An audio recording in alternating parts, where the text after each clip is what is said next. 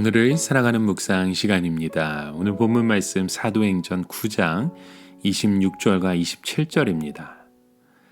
사울이 예루살렘에 가서 제자들을 사귀고자 하나 다 두려워하여 그가 제자됨을 믿지 아니하니 바나바가 데리고 사도들에게 가서 그가 길에서 어떻게 주를 보았는지와 주께서 그에게 말씀하신 일과 다메섹에서 그가 어떻게 예수의 이름으로 담대히 말하였는지를 전하니라. 사울은 다메섹에서 예수님을 만나고 회심해 바울로 새로운 인생을 살아가게 됩니다. 그가 제일 먼저 다메섹에 있는 회당들을 돌아다니며 했던 일은 바로 전도였습니다. 사도행전 9장 20절에 즉시로 각 회당에서 예수가 하나님의 아들이심을 전파했다고 말합니다. 그런 그의 모습을 보고 교인들도 놀랐지만 회당에 있던 유대인들은 더욱 놀랐을 것입니다. 바울이 놀라운 언변으로 예수를 증언하고 간증까지 시작하니 회당에 있던 누구도 그를 이길 수 없었던 것입니다. 그러자 다메섹에 있는 회당들과 유대인들이 분노하기 시작했죠. 그러나 이미 참 진리를 만난 바울은 오히려 더 강하게 전도를 합니다. 많은 성경학자들은 바울이 이때부터 다메섹 옆에 사막 지역을 다니면서 전도를 하고 제자들을 양육했을 것이라고 말합니다. 그렇게 3년이 세월이 지난 뒤 바울이 다시 다메섹으로 돌아오게 됩니다. 유대인들은 여전히 예전의 사울을 잊지 않고 있었습니다. 그가 왔다는 소식에 유대인들은 암살단까지 구성해서 바울을 죽이려고 들고 다메섹의 왕은 바울을 체포하라고 명령을 내립니다. 이 얘기를 들은 바울은 어쩔 수 없이 도망을 가게 되죠. 이처럼 박해자였던 바울은 불과 3년 만에 박해를 받는 사람이 되었습니다. 무엇이 사울의 그 인생을 이렇게 바꾸어 놓았을까요? 바로 예수님을 만났기 때문입니다. 더 정확히 말해 회당에서 예수를 전했기 때문입니다. 자신도 박해받을 것을 알았지만 예수님이 진리라 생각했기에 물러서지 않았던 것입니다. 다메섹에서 도망친 바울은 곧바로 예루살렘으로 가게 됩니다. 예루살렘은 전혀 변한 것이 없었지만 바울은 모든 것이 그의 삶 가운데 변해 있었습니다. 사도행전 9장 26절에 말씀하죠. 사울이 예루살렘에 가서 제자들을 사귀고자 하나 다 두려워하여 그가 제자됨을 믿지 아니했다고 했습니다.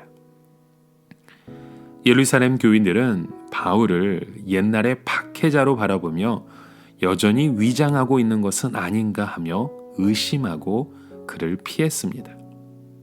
이런 곳에서는 아무것도 할 수 없다고 느낀 바울은 결국 떠나려고 합니다. 그런데 바로 그때 한 사람이 그의 손을 내밉니다. 사도행전 9장 27절에 바나바가 데리고 사도들에게 가서 그가 길에서 어떻게 주를 보았는지와 주께서 그에게 말씀하신 일을 다메섹에서 그가 어떻게 예수의 이름으로 담대히 말하였는지를 전했다고 말씀하죠. 그가 바로 바나바라는 사람입니다. 사도행전 4장에 보면 바나바는 자기 밭을 팔아서 교회에 바친 리더였습니다. 또 위로하고 권면하기를 잘한 덕에 그의 별명이 위로의 아들이라 그렇게 불림을 받았죠. 그런 바나바가 바울에게 먼저 다가가서 친구가 되어주고 사도들과 야고보 장로, 교회 중직들과 교인에게 바울을 정식으로 소개시켜 줍니다. 이렇게 바울은 바나바의 도움으로 예루살렘 교회에서 인정받게 되었고 더 담대하게 전도하기 시작합니다. 훗날 바나바와 바울은 최고의 동역자로 이방 전도를 위해 같이 헌신하는 모습을 봅니다. 이 모든 것이 바로 바울에게 먼저 손을 내밀어 준 바나바의 일이었기 때문입니다. 예루살렘 교인과는 달리 편견을 넘어 사람을 본 그 바나바의 마음, 그 덕분에 그들이 함께 주의 나라를 위해 쓰임 받을 수 있었던 것이죠. 지금도 하나님은 바나바처럼 편견 없는 사람을 세우고 섬길 사람을 찾으시는 줄 믿습니다. 바울과 같은 일꾼을 세우는 사람, 그 한 사람을 찾고 계신 줄 믿습니다. 그러니 오늘 저와 여러분도 바나바처럼 이런 편견을 넘어 소외된 사람을 바라보시길 바랍니다. 하나님의 시선으로 사람을 섬기는 그 영안이 오늘 우리에게도 열리길 주님의 이름으로 간절히 축원합니다. 오늘을 살아가며 한 가지 묵상의 질문을 드립니다.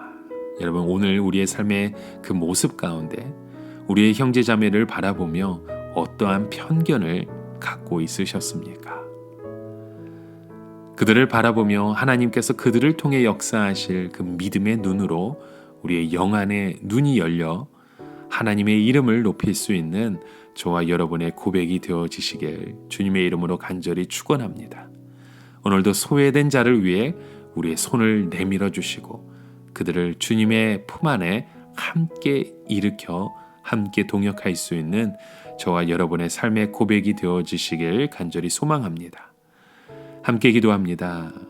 하나님 아버지, 하나님의 시선이 머무는 곳에 우리의 그 시선도 머물길 원합니다. 특별히 하나님이 사랑하시는 그 생명을 우리의 그 인간의 조건에 따라 판단하거나 그렇게 편견과 의심으로 바라보는 것이 아니라 오직 하나님 아버지의 마음으로 사랑하고 품고 바라보게 하여 주시옵소서. 예수님의 이름으로 기도드립니다. 아멘.